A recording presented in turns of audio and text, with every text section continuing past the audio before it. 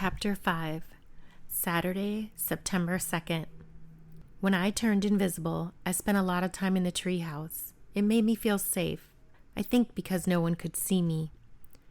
When Dad built the treehouse, he hung a map he drew on one wall. He said it represented what the hidden world looked like. The map had a large tree in the middle surrounded by 3 sections. He labeled the sections to represent different areas, with mountains, a swamp, trees, and farmland. When I looked at the map, I felt closer to my dad. Could he be in a similar place? I walked up to the map and looked closer. Something weird caught my eye. I couldn't place it, but something was wrong with the map. Like something was shining. Taylor jumped off the ladder into the treehouse and interrupted my thoughts. I was thinking we should start off by making lists of suspects. I started one last night. He pulled a list from his pocket. Olivia came off the ladder and walked in. She was carrying a poster board, a hammer, and a nail. I spent 3 hours last night working on this layout of who I think stole the trophy. Olivia nailed the poster board to the wall. The poster contained names, arrows, and lines. Taylor replied, "Well, I have a list of 3 people I think did it too." "Okay, let's compare your work and make a plan." Olivia pointed to her poster. "The first one is if a delivery person came to school. I can ask Mrs. Davis in the office if anyone came in yesterday." Number 2 is Simon. He's very competitive, and I think stole it so no one else can get it, said Taylor. "I agree," I nodded. "That wouldn't surprise me at all. I'm pretty sure it's him." Number 3.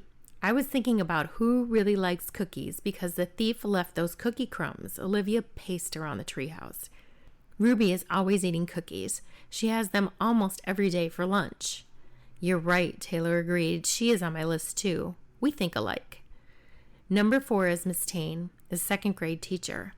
"I heard last year she doesn't like Mrs. Barker, that Mrs. Barker married her old boyfriend," Olivia claimed, proud of herself. "Ew, gross," I said. "I'm never getting married." "But we have to cross out Mrs. Taine," I continued. "Yesterday I went to the bathroom during lunch, and on my way I saw Mrs. Taine helping a student go to the nurse. Since the nurse is on the other side of school, she wasn't anywhere near our room." "Oh, good point." Olivia touched her chin. "Yeah, I remember seeing her leave the nurse on her way back to class, which means she was in the nurse's office our whole lunch break and couldn't have taken it." "Would have made for a juicy story, though," Olivia laughed. "You watch too many silly love stories," Taylor replied. "Let's get back to a plan for tomorrow," I noted. "We need to focus and find that trophy. We only have a few days." "I think I'll start with tracking any visitors to the school," Olivia said. "And Matt, maybe you can start doing some snooping around, since you are invisible." "Guys, I don't enjoy walking around with no clothes on," I huffed. "Unless I take all my clothes off, people can see my clothes. Plus, what if I take my clothes off and someone steals my clothes? Then if I try to go back to class, people will know I was up to something and that I'm naked." My whole body shook at the thought. A nightmare. The idea of being naked at school was the stuff bad dreams were made of. "Gosh, you're so dramatic," Olivia pointed out. "Okay, no naked stuff for now." We decided we'd start the investigation at school on Monday. Chapter 6, Monday, September 4th. I talked to my mom about ideas of how to make a skeleton. She suggested popsicle sticks. I'd need to eat a lot of popsicles in the next couple of weeks. Not a bad idea. Mom said she'd help me look at how-to videos online, but I have to get started soon because I want to win, and that takes planning. When I got ready for school today, I noticed one of my favorite hats was missing. My dad gave it to me when we went to a baseball game last spring. "Mom, did you see my hat from Dad?" I yelled. It was in your closet, Matt. Look again," she yelled back.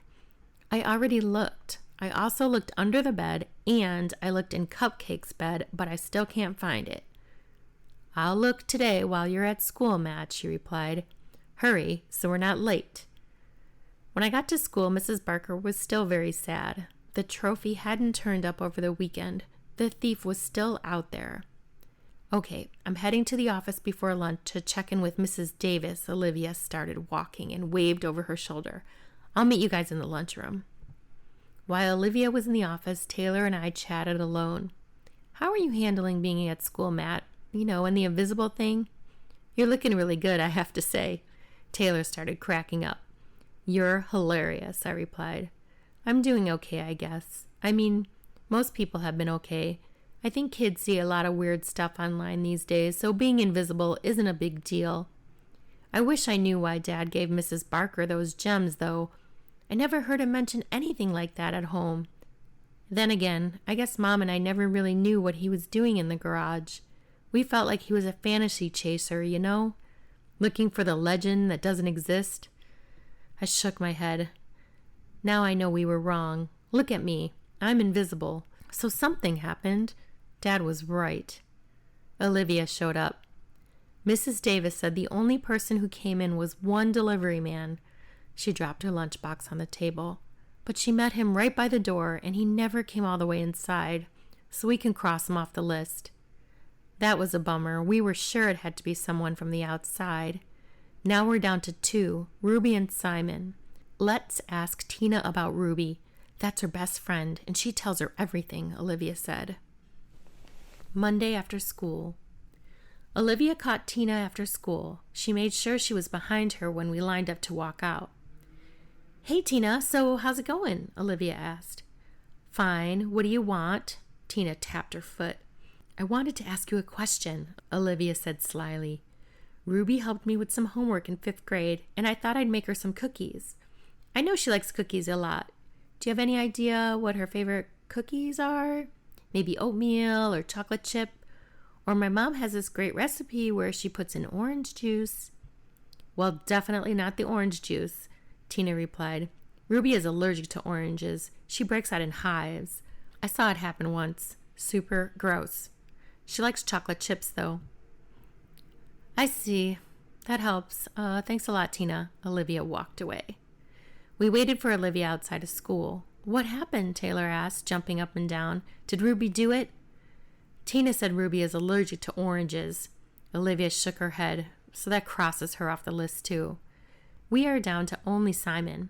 I knew he did it. I felt darn proud of myself. Now we need to figure out how to catch him.